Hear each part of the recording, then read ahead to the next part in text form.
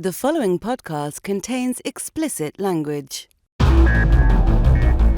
You're listening to the Cinematography Podcast presented by Hot Rod Cameras, a program about the art, craft, and philosophy of the moving image and the people who make it happen. Coming to you from the world headquarters of Hot Rod Cameras in Hollywood, California, are your hosts, Ben Rock and Ilya Friedman. Hey, Ben. Hey, Ilya. How you doing? I'm okay. Hanging in there. It is a special episode. It is not the special episode that we wanted to have, but a friend of the show, a friend of mine, Dan Kneece, passed on this weekend, and he's left a big hole. He's really beloved in this industry. He was a well-known cameraman.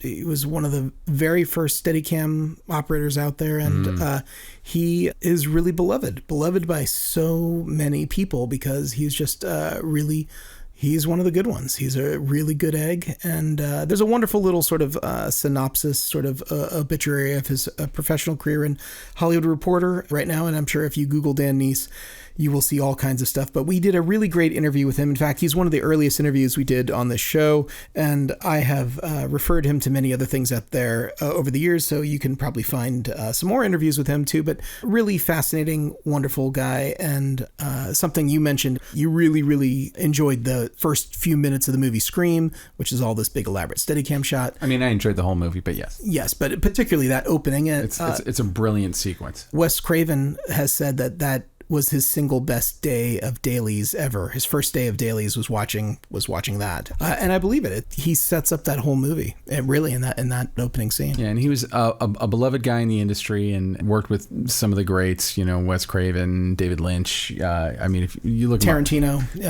I mean, not exactly lightweights. And just today, actually, because the news we heard the news yesterday. My friend Alex Van Putten, who is a Steadicam op, said that Dan he had like some part missing or something, and Dan he didn't even know Dan, and Dan just hooked him up, just gave him the part for a Steadicam. I mean, I think that it's amazing. We work in an industry full of selfish jerks, and when someone's genuinely generous and helpful to other people, it really means a lot. And he has an amazing legacy, and we wanted to rerun this interview because we think Dan was just a wonderful guy, a great sense of humor. He was fun to talk to. He had amazing stories, and we want to honor him, hopefully, by letting you in a little bit to hear what a great guy he was. Gone too soon, gone too young, and I think that's all we really need to say here. Oh, one last thing. Just stick around. And we'll come back and yak just for a minute after this interview, but we're gonna have his war story too. He told us a fun little story, and hilarious war story. Yeah, we're gonna tack it on to the end as well. Cool. Well, so here is Dan Kneece's interview. The Cinematography Podcast interview. Thank you so much for coming in and talking to us. You're one of the people we've been wanting to get on here since the very beginning. We talked to you about doing this before we even started. Oh, well, I'm glad it worked out, Cool. So before we get into it, you have just an insane resume, an insane amount of experience that I think people are going to find fascinating. But let's go way back to your education. And you didn't start studying film, correct? I started out in pharmacy school back at the University of South Carolina. I mean, I grew up in a very small town of 2,000 people in the bottom part of South Carolina, surrounded by swamps and alligators. And my father was a doctor in the little town, and my mother was a pharmacist. And so I thought, well, I guess I got to make a living. I'll get into the medical professions. But when I was 13, my mom bought a Super 8 camera, and I started filming everything with that camera. And then in 76, I think my father had a stroke, and she said, well, you need to get out of town. So she sent me out here to LA. USC had this thing called a summer school called the USC Universal Summer Cinema Program, where you spent 3 days a week at USC and the other 2 days a week on the Universal lot, meeting with different people. I got to meet Edith Head. I got to meet Randall Kleiser, who had just done a few things. I don't think he'd done Blue Lagoon at that point. And we were going to meet Alfred Hitchcock, but he got sick. But we saw Family Plot had just come out. Oh, cool. And so we got to see that, but Alfred couldn't meet with us. I'm just curious. Your father had a stroke, and so your mother's reaction was to send you to LA, not to stay with your father at that time? She could tell it weighed pretty heavy on us, and it was like I was 19 years old. Oh, okay. And I got in a Volkswagen van, and I drove across the country to LA. I didn't fly out. I drove across with a friend. And then came out and spent the summer out in school, and then turned around and drove back with some of my schoolmates. One of them lived in Frederick, Maryland. So I said, well, I'll drive you to Frederick, Maryland. So we went to San Francisco first, and then we just turned and went straight across the country to Maryland and dropped one off in Maryland, one in Pennsylvania, and then I came back home. Mm-hmm. You know, for a 19-year-old kid, it was a big adventure. So that's pretty awesome, to come out to Hollywood. And I'm from the South as well, so I remember the first time I came out here and just where'd you grow up? I'm from Orlando, Florida. Oh, okay. No, I've spent a lot of time in Orlando. My parents took me down to Disney World when they first opened up. So. And so that was really, I like that a lot, you know. So you came out here when you were 19, and were you aiming at going to film school? Or, I mean, like, even back up a little bit further. You got a Super 8 camera. What are the things that you made? Do you still look at it? Have you seen any of them? I think there's some still in our house in South Carolina. I'd like build models and put them in the swimming pool, push them around and make my little film about that. But, you know, I learned something very important early on, that the camera that I had was not a reflex camera. And so everything was misframed because it had a parallax finder on it. Yes. Even though it had a zoom lens and the finder would zoom with the lens, you didn't quite frame it up right. So that was an early lesson. But it was back when for $3 you could get a cartridge with Super 8 film and a prepaid mailer, and you could shoot it, send it in, and get the pictures back all for $3. That's pretty sweet. It was really great. $3 was a lot more at the time. It was a lot of money back there when I was 13, but still, you know, it was doable, and it was you learn a lot that way, and then also taking still pictures with either regular film or Polaroids. Back when Polaroid was big, we didn't have digital cameras, we didn't have things like that. We had this stuff called film, you know, and that was really all there was. So, like, what were the movies that were you emulating movies that already existed, or what were the things that were inspiring you to make your Super 8 films at the time? I didn't go to see movies that much because we lived in a small town, and so to go see a movie, the nearest theater was at least 10 miles away. So you'd have to like go to the next town to see a movie, and they only had one screen. And then I think there was a drive-in around, but, you know, I was too young to be going off by myself to any of those places. But we had one of the Philco Futura television sets that had the picture tube and the rotating mount up on the top. Oh, wow. And it was black and white. We watched Ed Sullivan, like when the Stones or when the Beatles or Coco Gigio or stuff came on, you know, and we'd see that, and we'd see that, you know, I didn't get to sit up late enough to see the Tonight Show at that time. But one other thing that was embedded in my mind was the news would come on at 5 o'clock every afternoon. You'd see footage from the Vietnam War directly into your house. Oh, wow. You'd see people getting blown away on. I mean, they didn't really censor it very much. It was like unabated Vietnam War footage coming right in, and you as a kid, you were seeing this. But it was very visually stunning and embedded itself in your mind. So that was something that you would see, and it would stick with you. And then whatever television shows that you would see, that we only had 3 channels, and only 2 of those came in good. It was growing up in the 60s in the South, so it was race riots. It was the hippies. It was the free love, and I was too young for the free love, but I saw I saw instances of it on television, or Kent State, or, you know, I remember John F. Kennedy getting shot. Wow. I remember when Martin Luther King was shot. I don't remember Malcolm X for some reason. I don't know why I don't remember him, but I remember Bobby Kennedy getting shot. And I mean, there was like a bounty on Kennedys there for a while, because they were taking them out as fast as they could have them. So, do you think any of this found its way into like your early experiments with Super 8 filmmaking, or were you just making stuff that, like, what was the main inspiration for the stuff you were making? I just thought it was cool. Mm-hmm. I was fascinated by the mechanism of it. I was fascinated by the fact that I could do this and then get it back and see what it looked like. The Super 8 film was really plentiful. You could get it everywhere because, I mean, you either had Kodak or there was GAF. Kmart sold it on the shelves. Like if we'd go to Augusta, Georgia, which was 45 miles away, or go to Columbia, you go to Kmart, you could buy as much as you could. You know, some of the film was cheaper stuff, and some of the Kodak stuff was the really great stuff. Yeah. So you just really go out and just shoot as much of that as you could, and we'd end up with these reels, and we'd bring them back and show them and have fun with them. So what you were doing at that point, you know, between the ages of like 13 to 19, that was enough to make your mother think that you might pursue this, to send you off to USC. Yeah, she thought that because, you know, my dad was very strict. He was much older than my mother, and he came through the Depression. He was very like, good child is seen and not heard, and he, when I'd get out of school, he'd say, come down to the doctor's office and sit in the waiting room, and I'd sit in the waiting room so he could look down through the hallway from his chair in his office and watch me study, because I had to be observed, or, you know, I couldn't possibly do it on my own. So that sort of thing. And my mom was always the creative type, and she always believed in me. And it was like, you can do whatever you want to do, and you go out and do good things. This is like 1976, you said? Yeah, that's when I went to USC. It was in 1976. So what was it like here in 1976? The cars were different. There wasn't near as much traffic. I moved here in 88 permanently, and the traffic, it was not that bad when I moved here in 88. Now it's horrendous, Yeah. There were some things that were here then that aren't here now, but the Cinerama Dome is still here. I saw Logan's Run and when it was released in the Cinerama Dome. Oh, wow, that's cool. That was pretty cool. El Coyote was there. I remember going to El Coyote.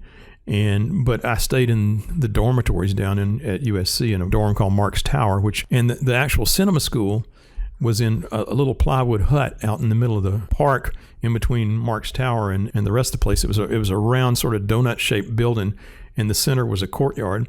And it was basically that was the cinema school at that time. They hadn't built the big fancy one they have now. Yeah. And they had Aries's and Bolexes and things like that. And so we'd go in and check those out, and we could shoot things with those. And then for 2 days a week, we'd go to Universal, and we went to Albert Whitlock's workshop, where he talked with us about how he did like 85% of the Hindenburg with glass shots. Wow. And he showed us glass shots from The Birds and from a lot of different movies. He was originally from England, and they had him up in an attic in one of the stages in Universal, and that was his workshop. And he was up there with a Mitchell camera, and he'd sit there and he'd paint away. He'd do these glass shots, matte paintings. I know, it's kind of a lost art now. Oh, he was like the best. He was like, now they do digital matte paintings, but at that time it was a real sheet of glass, and he'd bring it out on the set, and he would line it up and look at it and paint just the parts that he needed, and then you'd leave the rest of it clear so that you could shoot through it and do these things. And so this was back when special effects was a real hands-on art. Yeah, it's like pre-Industrial Light and Magic even. Oh, yeah, much before that. And they still used optical printers, and then people started computerizing these printers, and there was a company in Atlanta called Cinetron that made the first motion control systems. Mm-hmm. And then Disney and all the companies out here would use the Cinetron motion control systems. Those computers, they were Hewlett-Packard computers at the time. I've still got an original folder from Cinetron with one of the printouts from the computers, but all their promotional brochures and stuff, because that was like the big thing. You had the big Oxbury Master Series animation stand, which is 12 feet tall. Yeah. And then you'd put these stepper motors on them, and then you would use the Cinetron system to control them. And I actually have an Oxbury in my garage right now because I bought it off of eBay because I started out as an animator when I first went to school at University of South Carolina. I went to both USCs, so I went to the University of South Carolina, and then I went when I was 19 to University of Southern California to study for the summer, and then I went back, and I was in pharmacy school at University of South Carolina. I went back after that summer and changed to media arts. Mm-hmm.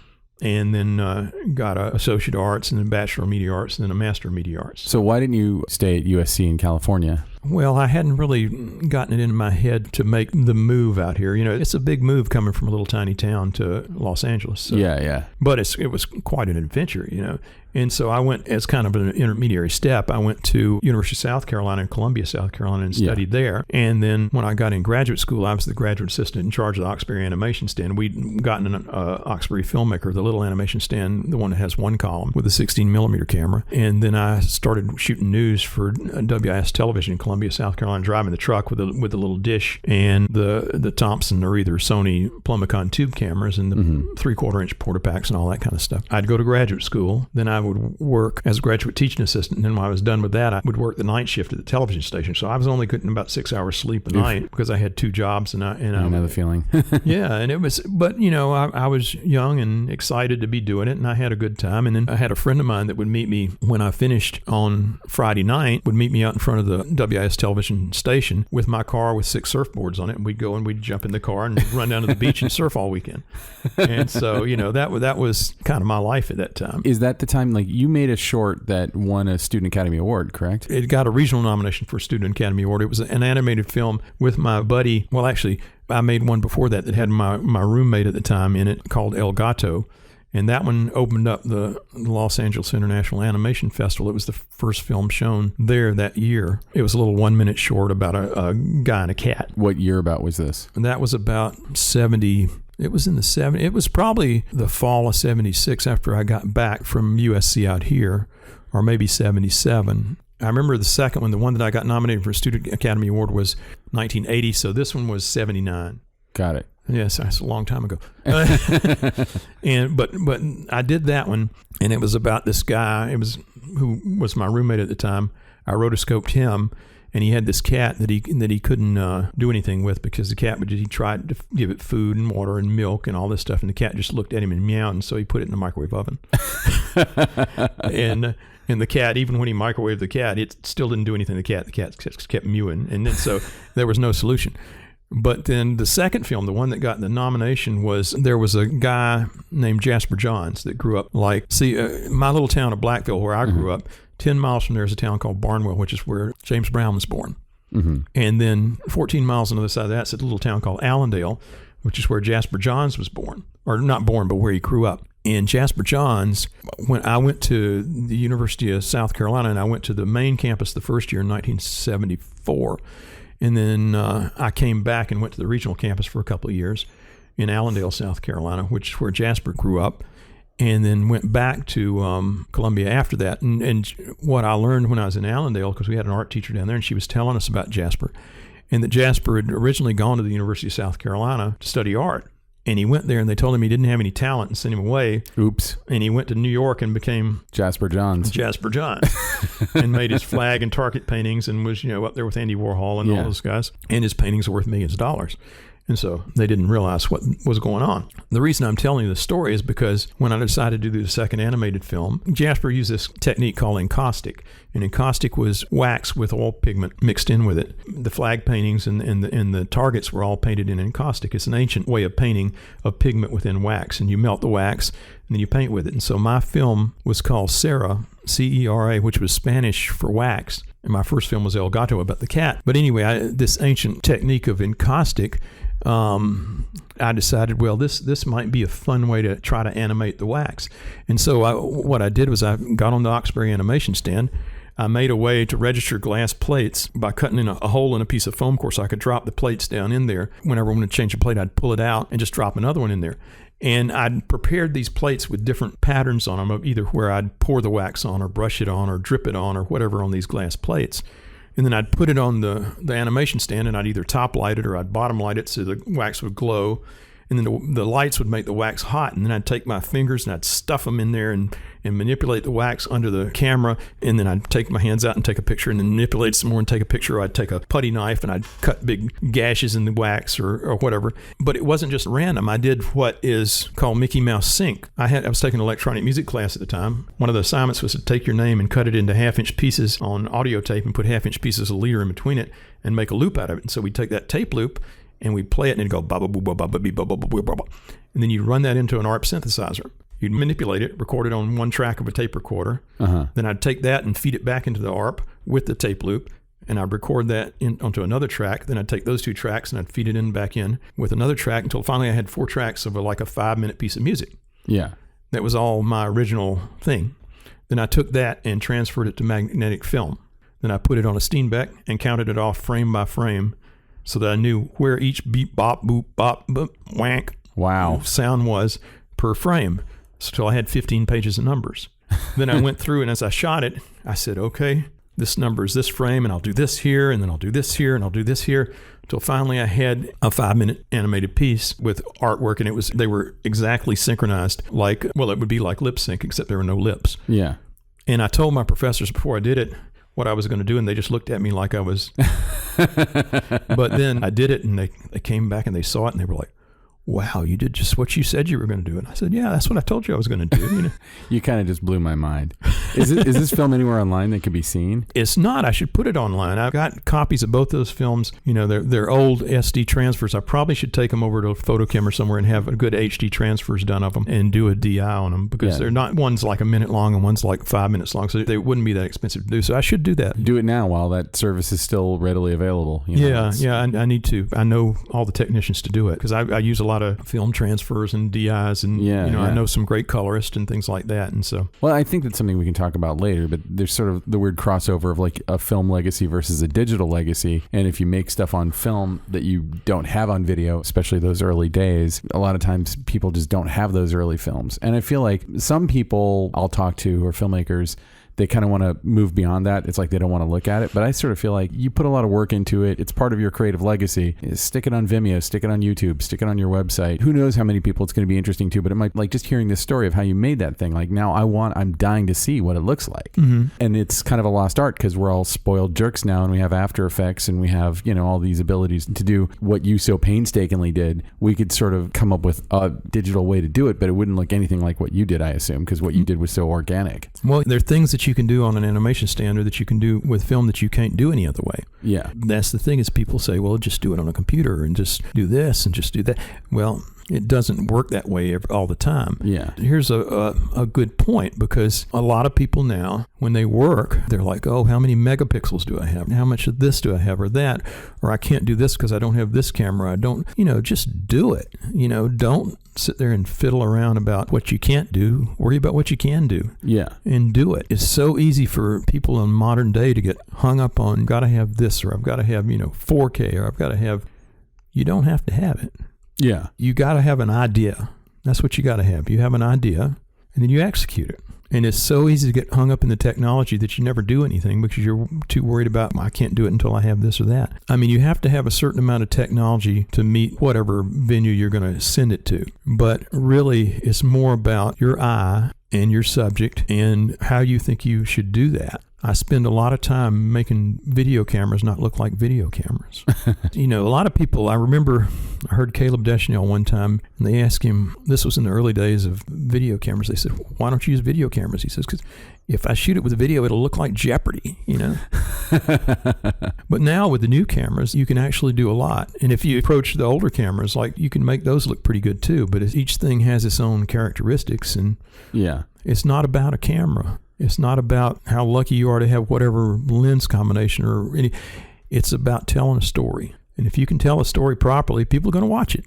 That's what it boils down to. I mean, they made a movie called Celebration and made it with a palm quarter. People watched it. Yeah, it was great. Made me cry. Yeah. You were getting some acclaim for having directed this animation. Mm-hmm. Why didn't you stay on an animation track? Why did you not stay on a directing track? Why did you instead move into cinematography specifically? I was an animator in college. I had my animated thesis for my master's and all that. And then I formed an animation company, and I started doing animated commercials in Columbia, South Carolina. And it was around the same time that digital effects were coming out. And I had to deal with advertising agencies. I'd go to the advertising agency, and they'd say, well, we want you to do this or that. And I'd say, okay, it's going to, 10 seconds would take me about 2 weeks of 14-hour days to do. And they'd say, we want to come watch you animate. What? Yeah, they wanted to come watch me. And I was like, you're going to watch paint dry, literally? Because you'd have white gloves and cells and and you drawing and rotoscoping and all this kind of stuff. They wanted to sit there and watch me and make suggestions while I did it. Oh, boy. And this did not go over well. Yeah. And it was not well received by me, not because I was being mean or anything, but because it's a very labor-intensive task.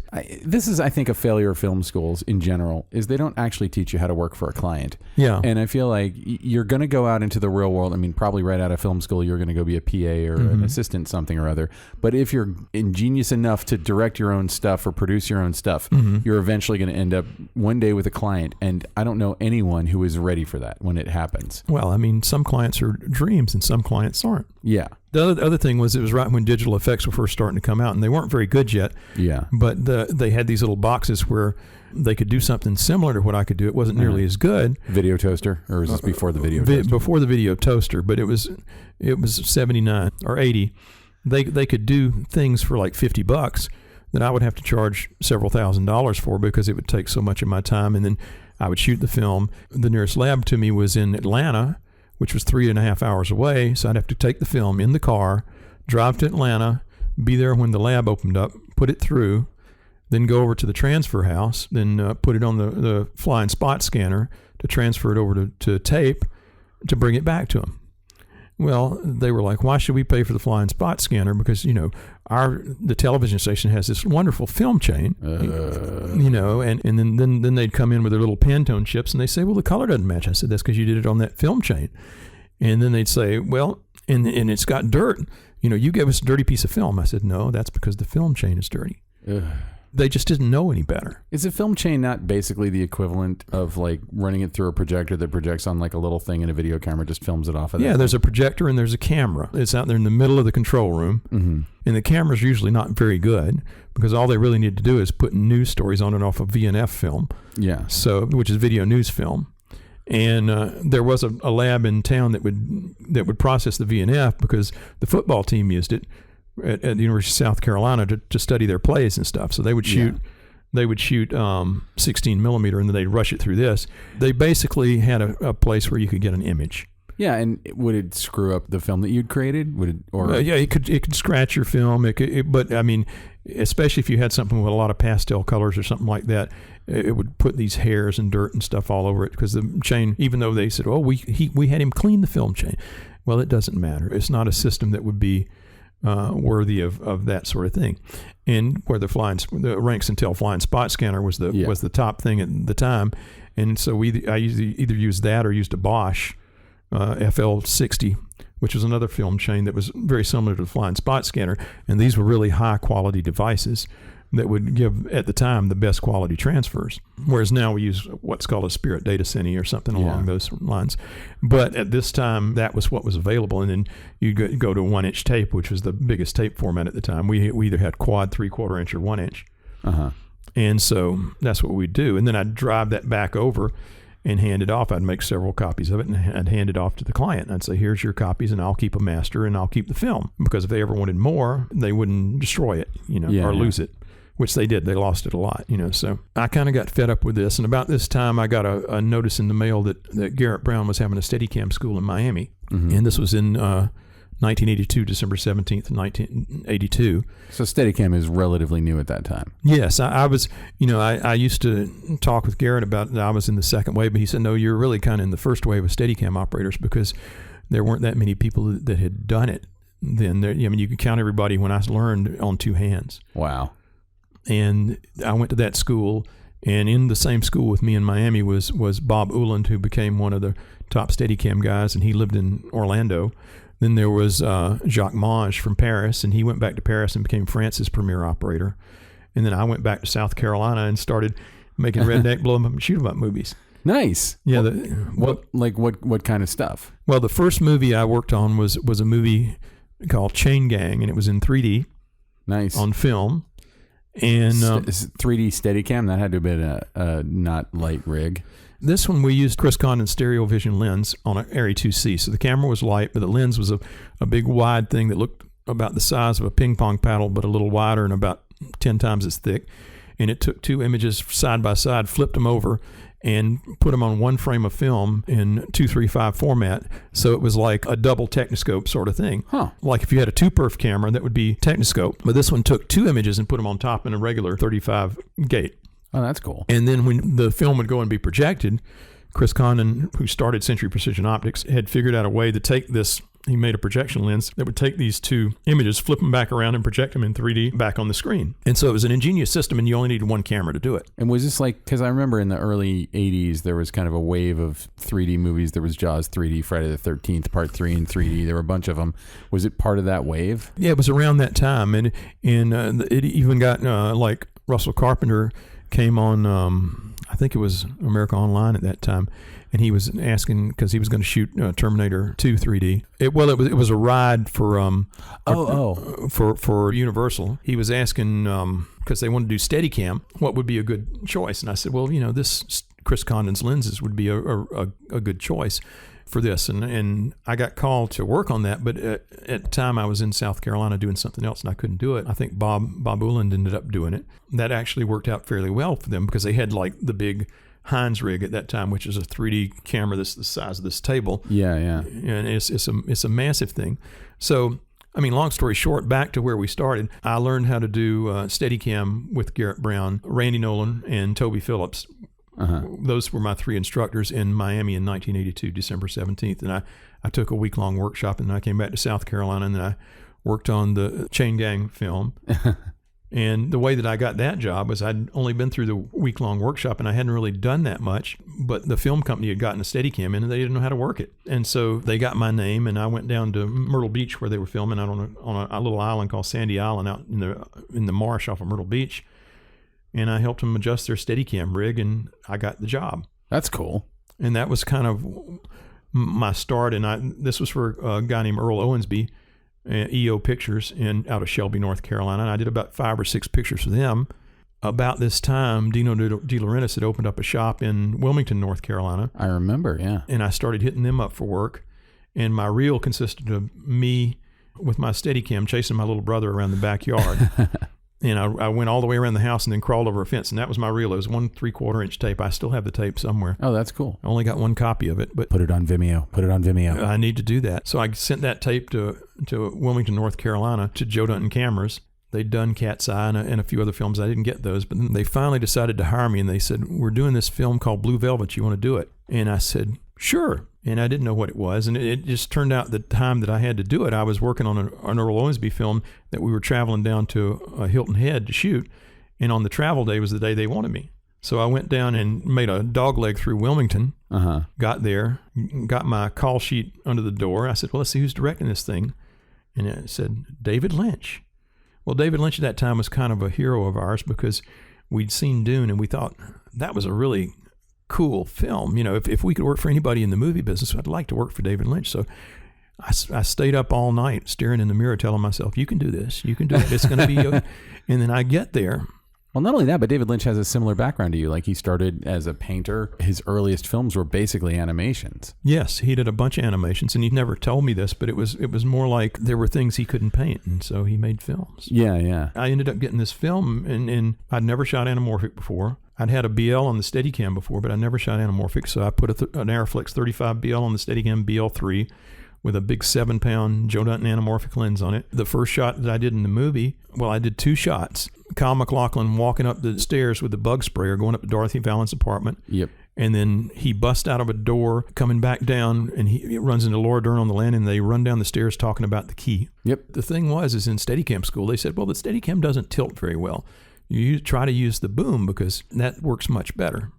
Well, I took one look at those stairs, and I couldn't boom. I had to come in with a hard tilt. And so I adjusted it, and I had this big camera. We were about 5 stories up on like a fire escape sort of thing. And usually we'd want to have spotters, but there was no place for a spotter. We had no video transmitter.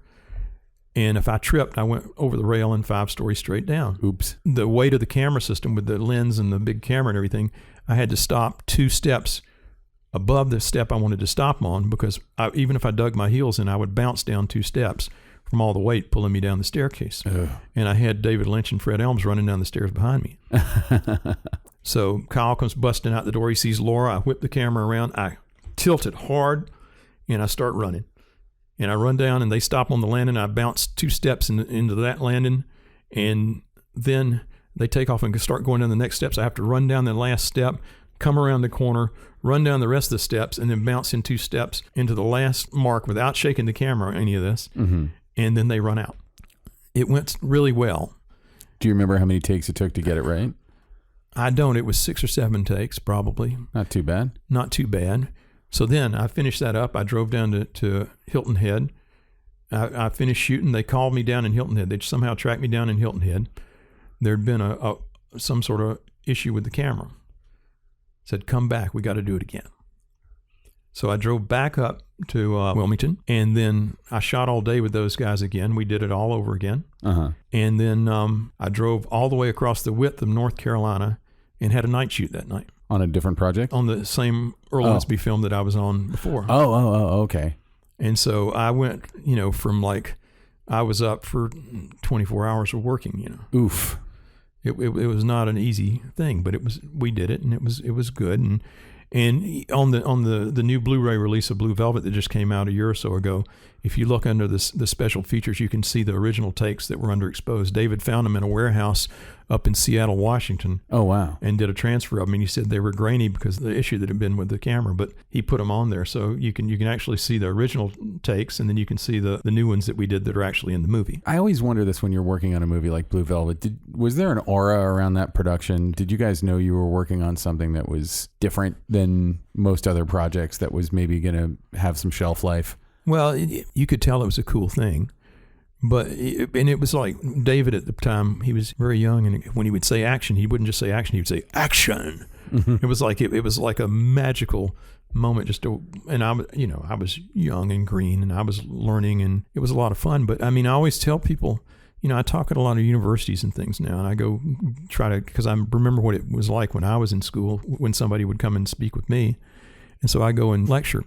And I always tell people, you got to kiss a lot of frogs before you get a prince. Yeah, but it sounds like you didn't have to kiss that many frogs before you got to work with David Lynch. I mean, before you got to work on Blue Velvet. How many movies in were you at that point? I was about 6 movies in. That's not too bad. No, it's amazing. But, you never know what the movie's going to be. Exactly. But that's what I'm wondering, because, like, to me, like, I watched Blue Velvet probably about a year ago is the most recent time I've watched it. And as Ilya told you, I'm a giant horror movie fanatic. And I think Blue Velvet might be one of the most terrifying movies ever made. Oh, yeah. More than most horror movies. And the character that Dennis Hopper plays is one of the most terrifying movie villains ever. Frank. Because you just don't know what the fuck this guy's going to do. Your brain cannot wrap around what is going to happen next with this person. And that scene, where they're outside in the cars and he puts the lipstick on. And says, you want a love letter from Frank? That whole thing, yeah. Pretty. That scene is just, in my opinion, is like one of the most terrifying scenes in movie history. And I actually sat there and looked at it, and I even looked like that movie very intentionally crosses the line at a certain point, and the coverage switches sides and stuff. And I don't know if you were there for any of that stuff, but no, I didn't work on that scene. I mean, this has never been told to me, but I heard a rumor that Kyle was supposed to originally wake up in the lumberyard with his pants around his ankles. I've heard that too. Yeah. Yeah. And they decided not to do that for whatever reason. But I mean, it was plenty terrifying the way it is now. It's just a great film. And if you read the script, it's shot exactly as it's scripted. Yeah. And David was really great about that. When we did Wild at Heart, the movie's almost exactly the way it's scripted, except the guy in the wheelchair, when the guy wrecks the motorcycle, that's actually how the script opens. When you read the script, it starts out a Japanese motorcycle screaming straight from hell. That's the opening lines of the script. The guy wrecks his motorcycle, and the guy in the wheelchair rolls up and says, "Same thing happened to me last year, man. Same thing happened to me."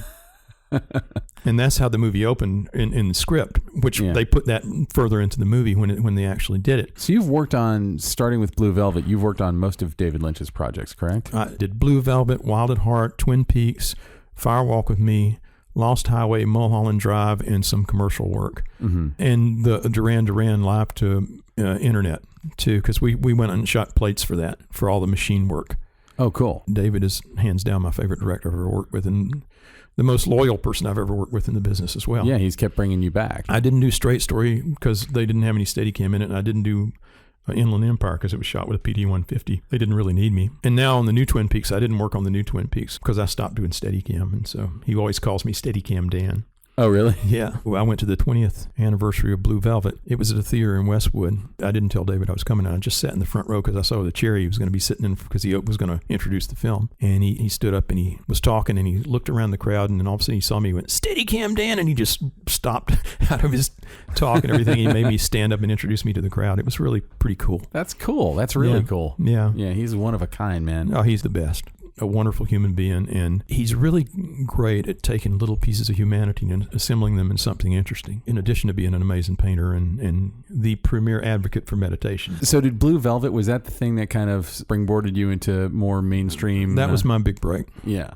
And I didn't even realize it at the time. 6 movies in, you had your big break. That's not bad. I was very lucky. Yeah. That's a lot of this business is luck. You have to be there when the check's written. You got to be able to cash it. Yeah. But I know a lot of people with a lot of talent that never get that break, I think people end up getting to do things that they're meant to do, whatever that is. And I'm not saying that anything I've done is any great shakes, but it's like you go out and you do your best, and you got to see that one of the real keys is you never believe the publicity or about anything that anybody says about you. Of course. I approach every project like it's my first project and I've never done anything before. And I have to prove myself. I do it on purpose, so I have to prove myself all over again each time. Yeah. Because if you start thinking that you're some hot stuff, you get too big for your britches and you fall on your face. That's the right attitude, After Blue Velvet, like what doors did that open for you? What were your next big steps? At the time, I didn't realize any door had opened. I just went back to South Carolina, and I never moved to Wilmington because here's the deal. If I lived in South Carolina and I drove to Wilmington to do jobs, Dino would put me up and pay me mileage. Oh. But if I moved into North Carolina, even if I moved to the opposite side of North Carolina, I was considered a local, and I had to put myself up and I was responsible for my own gas. So I stayed in South Carolina and drove back and forth. Yeah. And, I had a diesel car, and so I actually made money on the mileage. So. That's so funny. And then, so I went back there and I did my little things. And the next movie that I got out of Dino was one called Raw Deal with Arnold Schwarzenegger. Oh, yes. I know it well. I went up and did that, and people were saying, "Oh, we saw that stuff you did for Blue Velvet. It was so great," and I hadn't seen any of the footage or anything at that point. Yeah. And they were really liked it, and so I didn't actually see it until the movie was released. What we'd done, yeah, it was when Arnold was first starting out. The only thing he'd done is Conan the Barbarian, which was like really the perfect thing for him, because he stood around and he looked cute and he had a sword and he looked all manly and he grunted a lot, and that was like he hadn't done Terminator yet. He could have done Terminator, but I wasn't aware of it. Yeah. Raw Deal was a fun thing. That's where I met Alex Thompson, the DP from English DP, and I ended up doing another film called Mr. Destiny with him. And he was just a lovely, perfect English gentleman. Like if he had to open up past a 280, he'd come around and apologize to all the focus pullers. He was that kind of guy. I'd just sit there and watch what Alex did and learn and try to figure out what he'd done. Because when my Steadicam wasn't working, I was free to, kind of do what I wanted. But I would usually be on stage watching what was happening. Yeah. And trying to figure out why he was doing it. I mean, that's how you learn. I mean, when I go in and I talk to students now, I'm like, I got this technique. It's called eyes open, mouth shut. And you go in, and because if somebody, and the whole theory behind this is if you ask somebody a question and they tell you what they do, you'll say, oh, that's why they do it. And it'll go right out of your head and you'll never forget it. But if you have to sit there and look and figure out why they're doing something for whatever reason, it'll stay with you forever. That's the whole thing of that. But I got to do some pretty cool stuff. But one day I was out in the parking lot at DEG Studios, which is now Screen Gems in Wilmington. And Arnold came walking up to me because I had the Steadicam on. And he came over and he grabbed the Steadicam. He started moving it around like this. And he says, "Does this hurt your back?" And I like, yeah, when you move it around like that, it does, Because he was, he was. Yeah. My hat's off to Steadicam guys. Do you know a guy named Mike Smith? I do know Mike Smith out of Atlanta, yeah. Yeah. So because I started out down south and I worked on a bunch of stuff in Mobile, Alabama and Atlanta.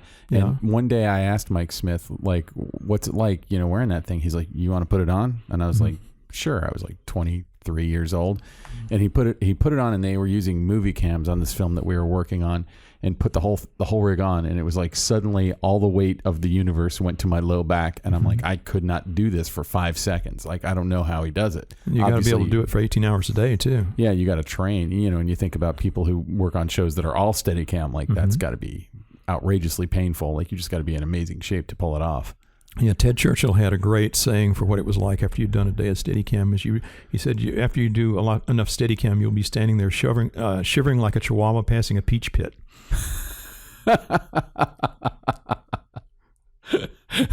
And that really sets it all out, because it was not uncommon for me to lose 5 pounds in a day of Steadicam. I believe it, yeah. I could eat as much water, eat as many candy bars, or force as many calories down as I could, and I'd still lose 5 pounds. That's crazy. The level of exhaustion after a day of Steadicam was such that it's like you'd be dragging yourself home and pulling yourself into the bathtub, just trying to get yourself into bed so you could pass out.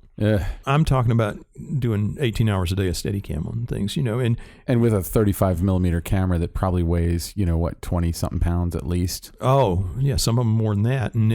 And the great thing about those days though was it was film, so every 4 minutes they had to reload, so you got to set it down. Yeah. Now with digital, the 2 reasons I stopped doing Steadicam in 2010 were 3D, because I had to carry 2 everything. Oof. And they don't cut. They'll just go back to 1, back to 1, back to 1. And so you never get to set it down in between takes. All you need to do is just set it down for just a few seconds, and then you're ready to go again. Yeah. But if you never get to take it off to let your muscles recover for that little bit of time, it becomes just brutality. And then some people want to have you stand there while they're lighting, or you become a human tripod, and that's no fun. You can't just put it on a stand while they're lighting it? No, they want to see, some of them want you to see you hold it, And I think they do it just for the fun of it, but but anyway, that's kind of out of my life at this point now. So, but I did it for 28 years, so that was long enough. Yeah. When we had Charles Pappard in here, and he did Steadicam for a long time, and he basically was like, I want to be a DP, and he got rid of his Steadicam rig and said, like, people would call him to work and they would think they were getting a DP and a Steadicam operator, and he's like, no, sorry, I sold it. I don't have it anymore. Yeah, that's what I did. I sold it. So cold turkey, I just stopped cold turkey, went in to do DP work. I sold it, so I couldn't go back to it. Yeah. Sink or swim. Fear's the great motivator. Go out there, dive in, and do it. And you're going to do it, or you're going to die trying, So it may be jumping all over, and I do like going sequentially through stuff, but let's talk about quitting it. So, like, what was the moment that made you decide to quit? Here's the main reason. In 2010, November of 2010, my mother died. I said, now's the time for changing life. If either I'm going to do it or it's not going to get done. And I was already switching to DP later than other guys had done it. But I said, I'm going to do it. Had you been thinking about it for a while at that point? Well, I'd done some of it over the years before, So, yeah. I mean, I'd shot a movie here or there, things like that. But I said, now I'm just going to cold turkey do it. Uh-huh. And, there's no other way. It's like, I never was a smoker, but I mean, that's kind of like quitting smoking. If you're going to quit, you got to quit. Yeah. Not that Steadicam is anywhere like smoking, but it's, I'm trying to think of a better analogy. But if you're it's like moving to another city. It's like changing careers. It's like you had built your career on the Steadicam stuff, and we'll get to stuff like Scream, like one of the most iconic Steadicam scenes possibly ever made. So that is fascinating that you would pull the cord, but also I completely understand why 18 hours standing with a Red 1, if that's what they were using, those things are freaking boat anchors on a Steadicam, like that would kill anybody. Well, I mean, it wasn't easy to do because I was making $3,000 a day at that time. Yeah. I knew what that meant. It meant starting at the bottom again. You don't start halfway up. You go right to the bottom of the ladder and you start climbing all over again. Uh-huh. And I was at the top of my game with the Steadicam. I mean, I could have done it for another 10 years or so if I really wanted to push it, but I decided no. It was a difficult decision, but it's a decision that I'm very happy that I made. Were there certain things that you'd been wanting to do? You'd been working with all of these world-class DPs for all these years. What was it that was kind of screaming to you about moving into that art form?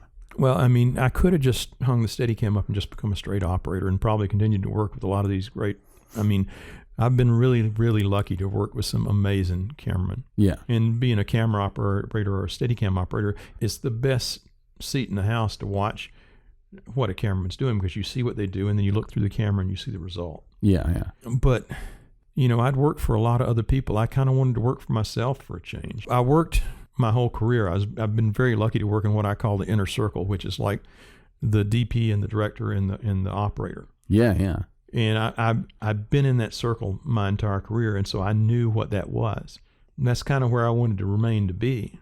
I wanted to be able to make some decisions that I wasn't being able to make as a Steadicam operator.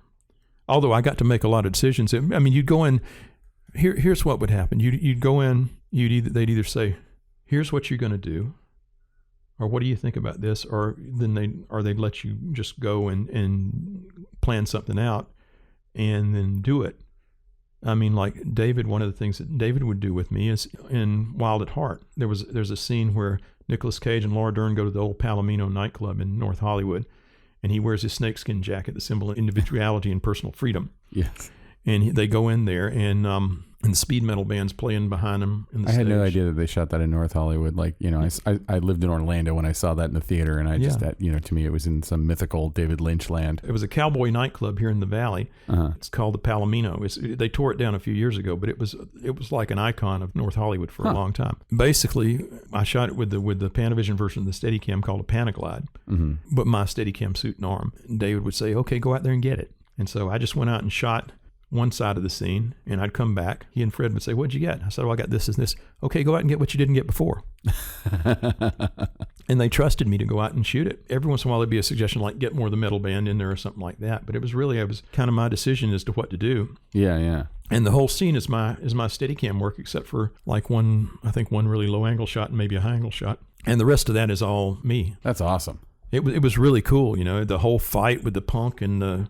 I know the scene, and that's got to be just outrageously empowering too, to have a director of David Lynch's stature, and that's probably about as, like, he was at the top of his powers when he was making that. I mean, I got to shoot the scene where the guy gets his hand blown off, and Isabella plays this Paradita, this Hispanic lady that drives a convertible, and she comes up and picks the guys up after Willem Dafoe and Nicolas Cage go in to rob the feed store. And then the dog runs down the street with the hand that's been blown. I remember that. That's like my one takeaway from the movie when I saw it was that scene. I had a big Panavision anamorphic, an E-Series 35 millimeter that we shot a lot of that scene with. And then I had to walk through the aftermath on apple boxes to get up high enough to get over all the blood and the guts and stuff on the floor. Oh, man. And in Willem Dafoe, they gave him these dentures to wear that looked like elephant toenails. And that was pretty funny, you know. That was a great experience because I did a lot of work on that film. You know, Blue Velvet, I did a little bit. Wild at Heart, I did a lot. Mm-hmm. And then they even put me on like a C camera a couple of times. You know. So, cool. Yeah, so I got to, like when Dafoe gets his head blown off, and it goes up in there and it comes down and hit my camera right on the matte box. It's a big rubber head and it hit right on the matte box and almost drove the viewfinder through my eye. It hit so hard. It was pretty wild. What was the draw? Like what excited you about being a DP at that point? One was I wanted to change, but the other thing was I had ideas of things that I could do. And I realized as I was making these films that filmmaking is not that difficult. It's actually very simple. You just take the camera with the right lens and put it in the right place and put the lights in the right place and put the actors in the right place and you got a movie. But it took me years and years and years to figure out where the right place was. Yeah. And I worked under, you know, some really great people and some very difficult taskmasters sometimes.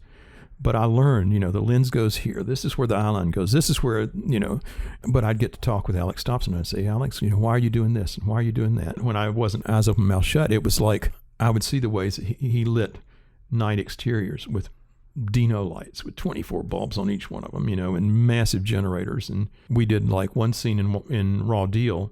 Arnold goes in and blows up an oil refinery. And we had Dino lights lit the whole oil refinery like a beautiful portrait. Uh-huh. And then Joe Lombardi was our effects guy. He pumped 2,000 gallons of gasoline into the set. And as Arnold rides out the gate on the motorcycle, he lit the match, you know. Wow. Or he fired that gasoline off by whatever method he used, and a wall of flame about 200 yards wide and 100 yards tall came roaring out of the set. It's so hot it melted the filters in the camera. Yeah, I was going to say that you must have felt that. That must have been intense. Oh, it was very intense. Singe your eyebrows? Well, we couldn't stay on we set the cameras, the ones I had in the danger zone. I turned them on and got out of there, and then they hit it, and it was a very powerful scene. It looked amazing. Like one of the stock questions I always ask everybody, and it's out of genuine curiosity, is when you're shooting a scene as a DP, which do you prioritize? Are you thinking about the scene in terms of composition and then lighting into that composition, or are you thinking of how to create the lighting and then finding the composition within the lighting? I always ask that, but I think I'm especially interested to hear your answer to that question because you did Steadicam for so long. Did that fix you on composition, or when you shoot today, when you're DPing, are you more intrigued by the lighting, or like which occurs to you first? To tell the story. Mm-hmm. My whole job is to serve the script. I don't think about the other things. I think about I tell students, if you were building a house, the script would be the foundation of your house. Yeah. If you got a good script, your house won't fall down. My job is, it doesn't have to be pretty. It doesn't have to be anything in particular as long as it serves a story. Now, it inevitably will have aesthetic value. Yeah. But if you can make a movie where the photography does not fit the story, you failed. If you make a movie where the audience notices the photography more than is engrossed in the movie, you failed. If you get noticed at all, you failed, because the whole key of this is to be true to the script and be true to the story. Yeah. I made a career out of moving the camera, and I found the more I moved it, the less I wanted to move it. But if that makes sense, because what happens is nowadays people move cameras for absolutely no motivated reason. You'll be seeing a film and the camera will be flying all over the place, and there'll be two people talking at a table or what. If you do that, you give away your power. It's no offense to network television, but it's the way, like the average network police procedural keeps a very. It started in commercials.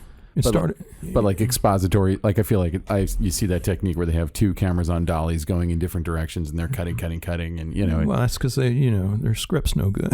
Yeah, exactly. It's like if you can't dazzle them with brilliance, kind of thing. Yeah, if you've got a proper script and an interesting story, you could plant the camera in the corner and it will make no difference. I mean, Jim Jarmusch does this all the time. Yeah, well, even like what you were saying with the celebration, where it's like actively looks kind of assy, but that actually works for that story. If you need an assy camera to tell a story, yeah, then and it's true to the story, then that's what you do. But I guess I'm kind of asking the question, like, you've got the script, you're working with the director, you already have the story that you're there to tell. Mm-hmm. We're here to shoot the scene. The scene is you and me, doing an interview here. When you look at the script, are you thinking about the composition of the shots, or are you thinking about the way it's going to be lit first? Which occurs to you first? What occurs to me first, if it's a good script, and I mean, unless it's so awful that I can't really grasp it, but when I've read so many scripts now that when I read the script, I watch the movie. Yeah. I mean, I don't think of a shot. I don't think of a light. I think of I'm watching the movie, and if the script is really good, I see the film as I'm reading it. It may not be the same film the director sees. Yeah. So that's where we have to come in, because I mean, I'll read that script. And then I'll meet with the director and I'll say, I read your script. I like it. These are the things I like about it. This is when I read it, at this point I saw this, at this point I saw that. I said, it may not be what you see. So this is where we have to come in, and we have to have a meeting of the minds and find out what goes where, because, ultimately it's your movie and I'm here to make your movie. Yeah. But this is, when I read it, this was my initial impression of what it is. Like, this scene was this way. This scene was this way. The whole movie, as it comes together, it has this feel. I started out playing bass in rock bands, and when I was younger, and I was in the high school band, and I played while I was in college. We made money playing in rock bands, and when I was a little kid, my mother put me in the playpen and would put on classical music, so I recognized all the tunes. And well, when you read a script, a movie's like a piece of music. There's a beginning, a middle, and end. There's fast parts, there's slow parts, there's loud parts, there's soft parts, and they all come together to make this flowing piece of art. And visually, you can come through and you can treat it like a piece of music, mm-hmm. but in a visual manner. And then it'll come together and it'll make sense, and it'll work as a continuous unit. I think of films that way, and it's like a piece of music. And I mean, when I was doing Steadicam, I was really good at doing music videos and stuff, because I could feel the beat. I knew when to move the camera. I knew when to stop the camera. I could accentuate the music with my camera. So you were kind of finding the dance of it. Yeah. Well, I mean, Steadicam is like a dance. Mm-hmm. Your Steadicam is your dance partner. How did your technique as a Steadicam operator change over the years? You said you did for 28 years? 28 years. Wow. How would you approach Steadicam differently? 2 or 3 years in, I thought I had this thing figured out. I said, oh yeah, I know how to do this. This is pretty cool. And that was about the time I really started doing a lot of films with it, because the first 2 years you're kind of still feeling yourself out. But I thought, well, I figured this thing out now. I know how to do it. Well, then it turns around and bites you. And every time that you think you've figured it out, you learn something new about it. Yeah. And by the end of the 28 years, I was stopping, but I thought, well, now I'm just starting to get good at it, So what happens is, when you're young and you're very physically acute, your skill level is not as good. But as you get older, you make up for that with skill and finesse that you've learned over the years as to how to do it. Every year you get older, you have to work twice as hard to stay where you once were. My abilities got better just from the experience of using it, but also from working with the great people that I got to work with. And I really have had an amazing career as a Steadicam operator just because of the people that I've gotten to be involved with and be around. And to save our listeners the time of going to IMDb, who are some of the DPs you've worked with? Oh, DPs? Or directors, actually. Oh, well, David Lynch. Obviously. I did 2 movies with Quentin Tarantino. I did 2 movies with Joel Schumacher. I did one, Raw Deal was John Irvin. DPs, Fred Elms, Alex Thompson, BSC, Alan Davio, Matty Lebetique, Jim Hawkinson. I can't remember all of them because I have to go on IMDb myself to remember them. But, I mean, I've really worked with some amazing people. Did you work with Robert Richardson on any of the Tarantino films? No, but Robert actually used to call me, and we brushed closely where we almost worked together. He called me for Snow Falling on Cedars. And love that movie. I rented that movie just to see his cinematography. Yeah, he does a really good job. Yeah. And then he called me for that one he was doing with Jennifer Lopez, too, the one that took place out in the desert. I don't remember the name of that one now. U-Turn for U-Turn. Oliver Stone. That was the last one he did for Oliver Stone. Yeah, I got called for that one, too.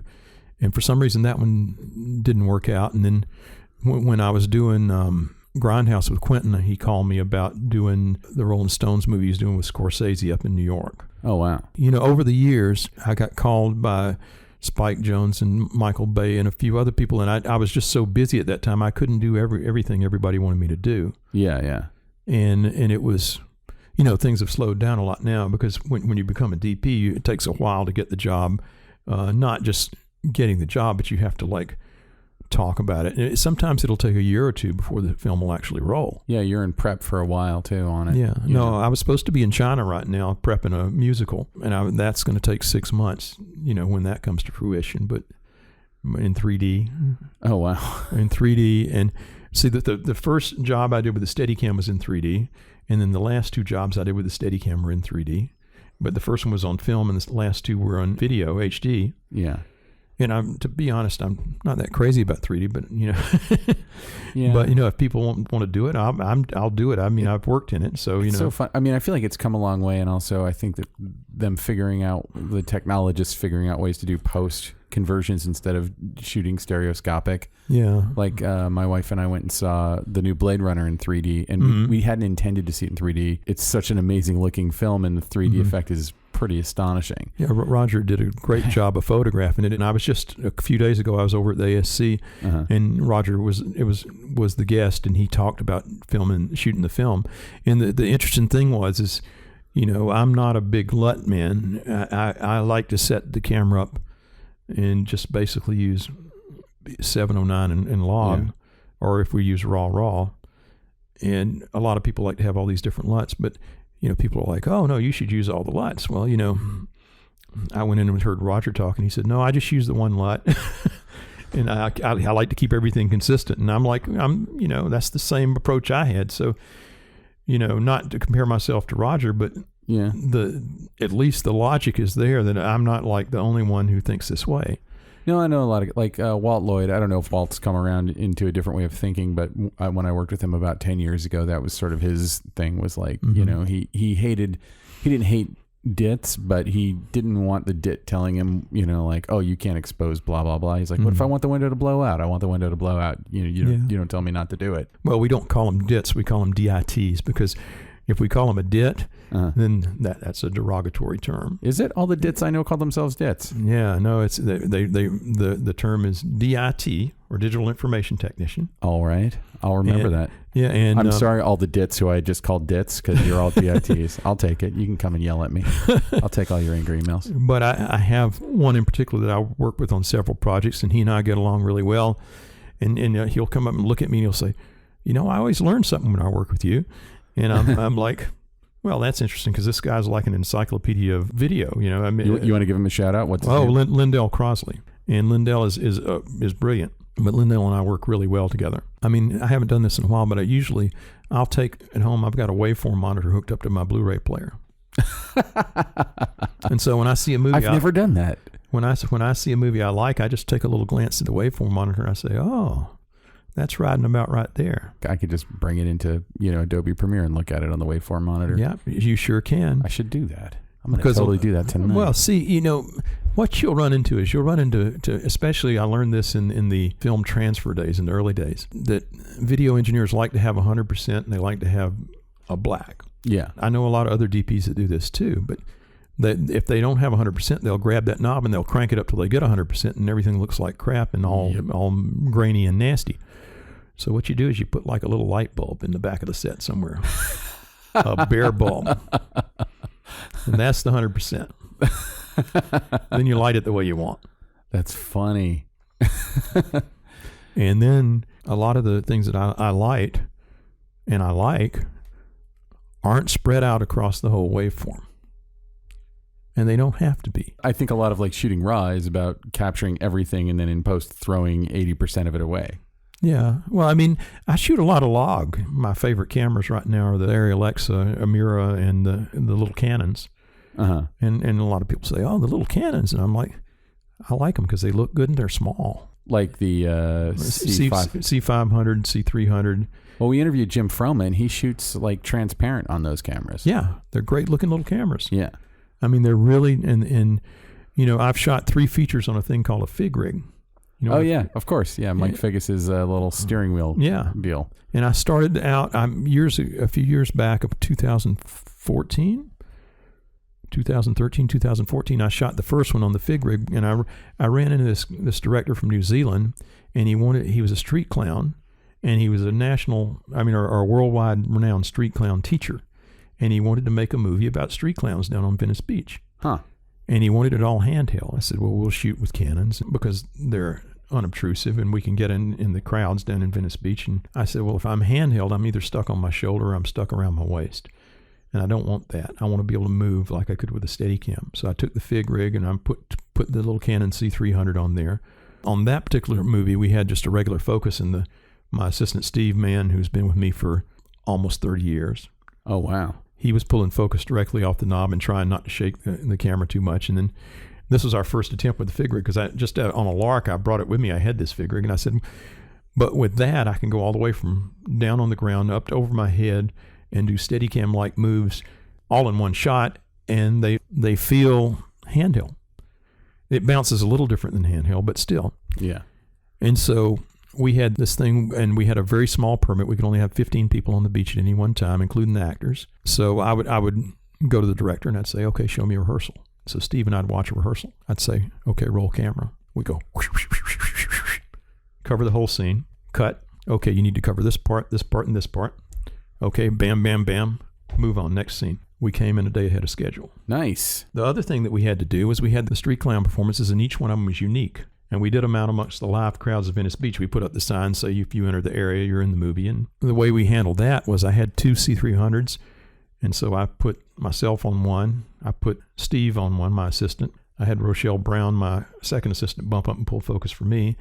And then I hired a bunch of other camera operators that had their own 5Ds and 7Ds and 60Ds and put them on monopods in the crowd dressed as tourists. So when you look at any shot in the movie, all the other cameras are in the movie, but you can't see them because they all look like tourists photographing the street clowns. That's awesome. And so we'd have like 8 cameras running at once, and you'd never see them, even though they were in plain sight. DSLRs are grand. I mean, yeah. I really do love those cameras. Where you really notice the difference, though, is when you go into the DI, and the C300s are so much sharper than the 5Ds and 7Ds and 60Ds. Obviously. That I had to do a lot of work matching the cameras, and they don't handle flares as well. So I had to remove some flare stuff. But all in all, it was really quite an experience, and you learn a lot about what you can do and what you can get. And I photographed movies that cost millions of dollars. This movie, we spent $120,000 on it for a whole feature. We wanted to get it into Sundance. We shot the whole movie in 17 days. 2 days later, we had a lock. You had a lock 2 days after the end of principal photography? Yeah.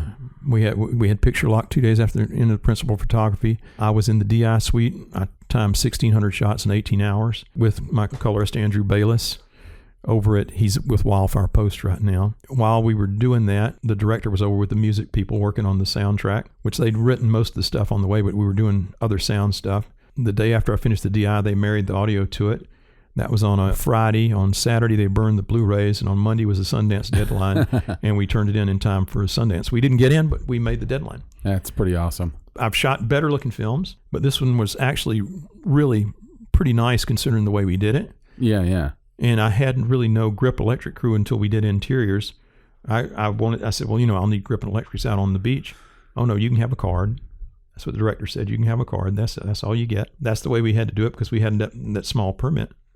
So yeah, I've shot on Venice before. That can be they're pretty persnickety about what you do out there. Yeah, the good thing about it was restrictions sometimes lead to creativity. Yeah, and so you do things in a different way. There's a million ways to skin a cat. Not that I've ever skinned a cat, but I mean, figure of speech. And it's a Southern idiom. It actually turned out pretty well because the editor was editing as we were cutting. We'd break for lunch. I'd go in and say, "How's it cutting? Outline's all good. Yeah, everything's working. It looks really great." And but it would be, if we had this shot or this shot, that would help. Go out and grab that shot. We the way we set it up was we shot out. We figured out a place we wanted to shoot. We got permits for that place. Then right there at the I think it was called the Breeze Suites in Venice. We rented a couple of rooms. One was the production office, and one was the costume area. When we'd break for lunch and when we'd come in the morning, we'd walk in there. We'd walk 20 yards out That was our set. Bam, bam, bam. Come back in, bring everything back in the rooms, lock it up, and go home. That's fun. That's cool, yeah. No trucks, none of that. Before we call it, as a giant horror fan, you did do one of the most iconic Steadicam shots in any horror film. Probably, I would say, up there with the Steadicam work in The Shining is the opening scene of Scream. Are there any cool stories or anything about the way that all went together? Oh, well, they gave me the script. It was the original script for Scream was called Scary Movie. Yeah, I heard about that, and then they made Scary Movie later. Yeah, Scary Movie became the comedy versions, but the original script was called Scary Movie, and they sent me this script, and I read it, and I'm like, this is the biggest piece of junk I read in my life. Really? Yeah, I read the script, and I was like, who's going to want to see this? Is some guy with a mask chasing kids around a house? You were looking at the guy who wanted to see that film. And yeah, well, see, this is why I say you got to kiss a lot of frogs before you get a prince, and why not always is your first impression of a script the best. So you have to go in with an open mind, and you got to treat every film you shoot like the Oscar winner, because you never know which one's going to hit, and you never know which one's you're really going to like. Well, I mean, not only was that movie a hit, but I feel like the scene you shot with Drew Barrymore at the beginning of that movie actually kind of put her back on the map as a A-list actor. Some people look at this in one way or another. Like some people have said, "Oh, you can't editorialize while you're shooting." But the thing that I look at is, I read a script. If I take on a project, I become involved with it. It becomes a piece of me, and I'll remember what I did, for years after I've done it, simply because that's just the way it is. And you have a choice. The Steadicam can be an observer. The Steadicam can be an actor. The Steadicam can do things that a camera can't do in any other way. But a lot of times, I use the placement of the camera to enhance the story. You'll notice in that opening of Scream, when Drew gets on the phone and the popcorn's popping and she's in the kitchen and the camera comes in on her just as she's getting really scared, the camera doesn't come straight in on her. It comes in and it twists like this and it goes, yeah, and it lands on her, because that's the moment that she's really knows she's in the doghouse. It seems like such a choreographed sequence. It seems like such a well-constructed, well-built sequence. How much of that was Wes Craven? How much of that was the DP? How much of that was you? It was all of us working together. I mean, we usually in that situation, we watched a rehearsal. I saw what was going to happen, and then I did what I did on top of that. I mean, I had a lot of leeway on that. I'd worked with Wes one time before on a movie called The People Under the Stairs. Oh, I know it well. And Wes was a lovely man. I mean, I'm so sad to hear he's gone, but I'm super bummed that I never met him, and sort of being in the horror world, I know a lot of people who knew him, and nobody ever had one bad thing to say about the guy. He just seemed so generous and awesome. I met at his company a few times, but I never met him. To me, it was a huge loss, because he's just one of the greats. Well, he absolutely was, and just so kind. I mean, we shot the majority of that sequence in one night. Really? Yeah, and he came in the next day and said, "I just want to let you know that's the best first day's dailies I've ever had on any movie." Wow. He was just over the top about them. Some people may feel that way, but they just don't tell you. But I mean, he came up and he told the whole crew, and we really got to do some great work on that. Well, I mean, that movie kind of the 90s were not exactly the best time period for horror. There weren't like a ton of great horror movies that are beloved from the 90s. There's stuff like Candyman or whatever. But Scream is probably the biggest one out of that entire decade. That movie also kind of Wes Craven changed on that film. I think that the stuff he was doing was more kind of 70s and 80s style stuff. Even the good stuff that he would do, it would be Nightmare on Elm Street, The Serpent and the Rainbow, whatever. And he had done a lot of really awesome movies. But then Scream was he became a different filmmaker on that film. It was an incredibly good film. Working on it changed my idea about the script, because, once you see the actors, it's like everybody, the director, the actors, the technicians, all bring their bit to the script. Yeah. Everything you do, you have to keep an open mind and do the best job you can, no matter what. It's like I was saying earlier, you got to treat everyone like it's the Oscar winner. Yeah, of course. That was an incredibly rewarding experience. For 10 years after that, every time they talked about a horror movie, the subject of horror came up, they showed that scene. Of course. Every television show, over and over and over, and to the point where after about 5 years in, I'd look over and I'd see the TV, oh, there it is again, There's your work. Yeah. There's the thing that you shot. Was it 2 days to shoot that whole scene? Like how long? I think there was a second. I was there for. See, what happened was I did the beginning part of that, and then they said, "Okay, well, that's it. We'll send you back to Los Angeles." So I flew back to Los Angeles. I lived in Beechwood Canyon at the time, so I had to take a super shuttle back from LAX. And then as soon as I landed in my apartment, I opened the door. I had all 14 cases of Steadicam equipment back in the apartment. The phone rang. They said, "Go back to the airport. We decided we want to shoot some more stuff." Where did they shoot that? In Santa Rosa, California. Oh, okay. And they picked me back up from the airport both times in a limousine, because it was cheaper to get a limousine than it was to get a truck to go to Santa Rosa. And so I threw all my cases in the back of the limousine where all the party people would go, and I rode up to Santa Rosa and shot more. And then I came back again, and I think I had another film to do or something, so I had to leave at that point. And there were 2 other Steadicam guys that worked on the middle part of the movie, and also they had to change the camera department at that point too. So they had 2 different DPs on the movie, 2 different camera teams. Oh, really? Yeah, there was a whole thing, but like, like they changed out the whole camera department. For some reason, they changed it. Yeah. It wasn't Wes's call, as far as I know. But anyway, I was on to others, because sometimes, when it was really busy, I'd do 3 different films in a week in 3 different towns. So I'd be constantly going back and forth to airports all the time. I honestly have no idea what the answer to this question is. How many Steadicam operators who were working on kind of A-list projects were there in the country? Oh, at that time, not that many.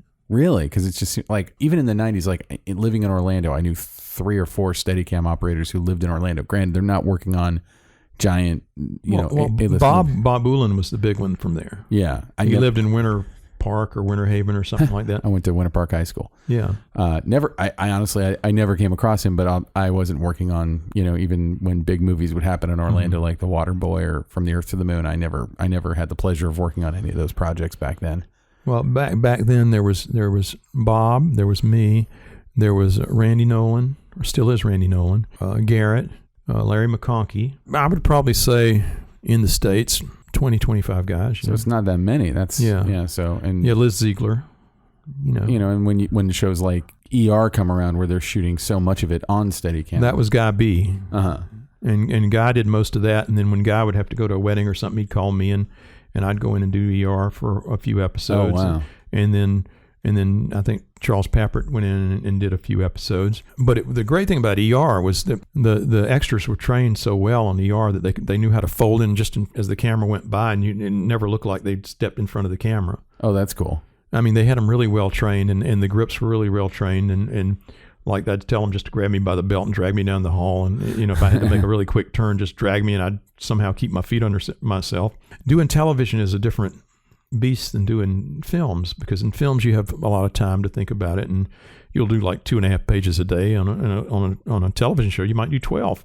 But on like that opening scene of Scream, I don't know how many script pages that was, but that's got to be like a 10-minute scene that you shot in 1 or 2 days.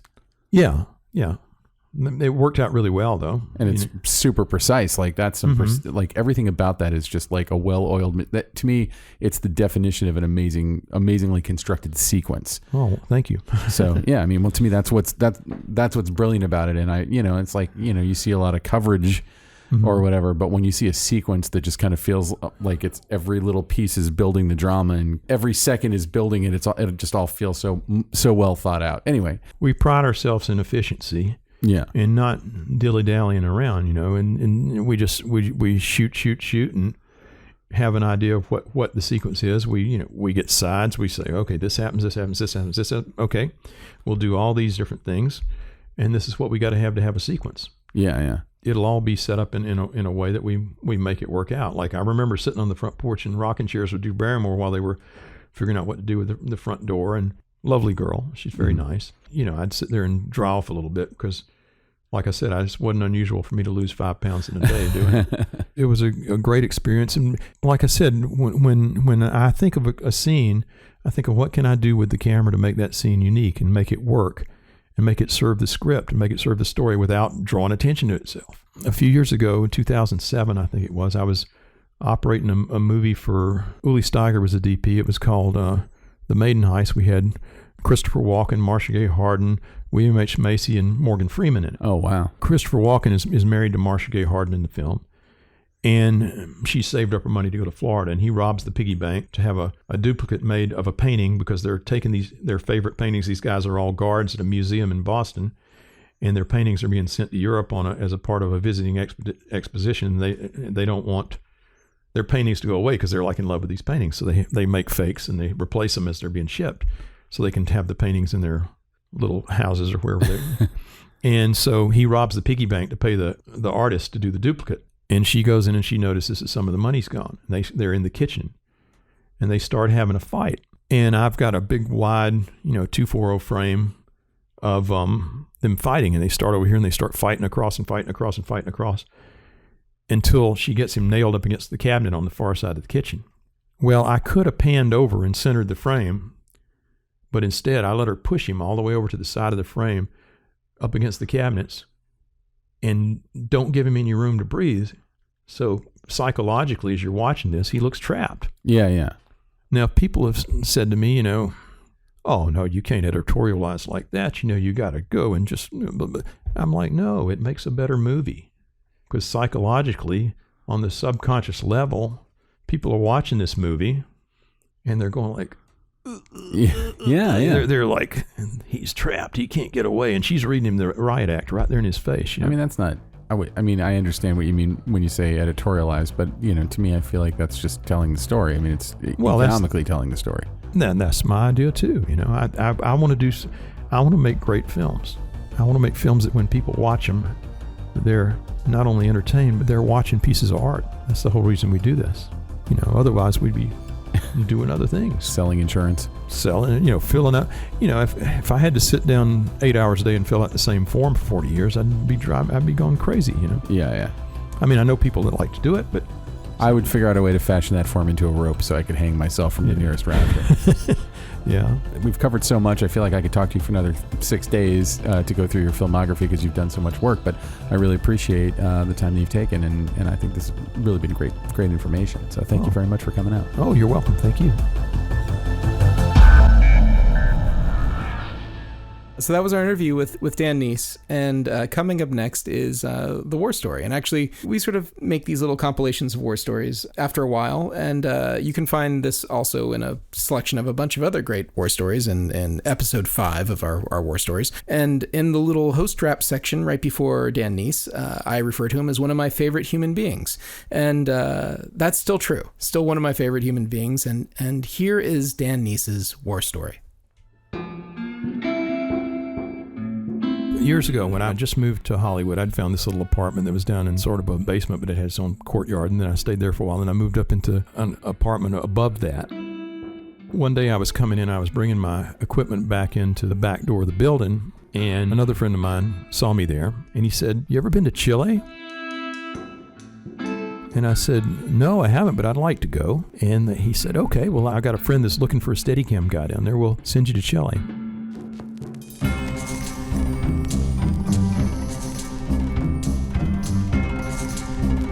Well, I get a phone call, and I have several phone calls back and forth between this guy and Chile. So I'm going to go down there, and the night before I'm going to go, Pinochet's there, and they're having a sort of a coup go on. Pinochet's the dictator. I'm looking at the television, and I'm seeing things, explosions in Santiago, turmoil everywhere, and I'm supposed to get on a plane to go there the next morning. So I get on the plane. I fly down there. I don't know anybody in Chile. It's just me and my Steadicam flying to Chile. In the time between I left and the time that I get there, Pinochet's been deposed, and they have Alwin as the new president. I get picked up at the airport, and I'm driven around by the DP, and we're riding across Santiago in a Volkswagen Beetle, and the sun's hitting me in the face. And out of nowhere, he turns to me and goes, "You have cock face." And I'm thinking to myself, cock face, should I just bean this guy? Should I hit him? And then he looks at me and he goes, "Cock's feet." And he points to my eyes where I was squinting in the sun. What we would call crow's feet, he called cock's feet. We end up going over the set. They just opened up the Patagonia Highway, so I thought I was being flown down there to shoot something on the Patagonia Highway. No, we end up in a warehouse shooting an office supply commercial. They've flown me all the way to Chile to shoot in a warehouse. an office supply commercial. We do it. They have to buy money on the black market to pay me. And I come back with my pockets bulging with $100 bills, flying out of Chile with my life and my Steadicam, and make it back to Los Angeles in one piece. Great story. Cockface. I gotta remember that.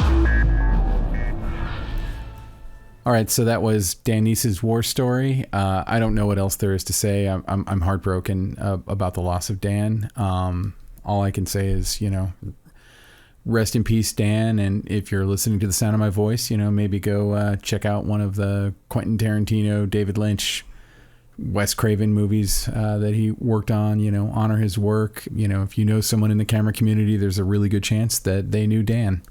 Yeah, and I'm going to say that there isn't really much to follow all that, and the fact that if you're still listening to the sound of my voice, you there's a good chance you may have known Dan, and you're going through a little bit of stuff like maybe I am right now about all this, but I do think I know Dan pretty well, and that he would really want everyone to just kind of keep on keeping on and to do their best and to be their best that they could do every day, because, man, he sure led by example. That guy was, always, God, I'll tell you that every time I was around him, I was always really glad I was. So. He was a wonderful guy and great sense of humor and unassuming and unpretentious, and he will be missed. And I hope that for those of you who knew him, that this episode gives you some comfort.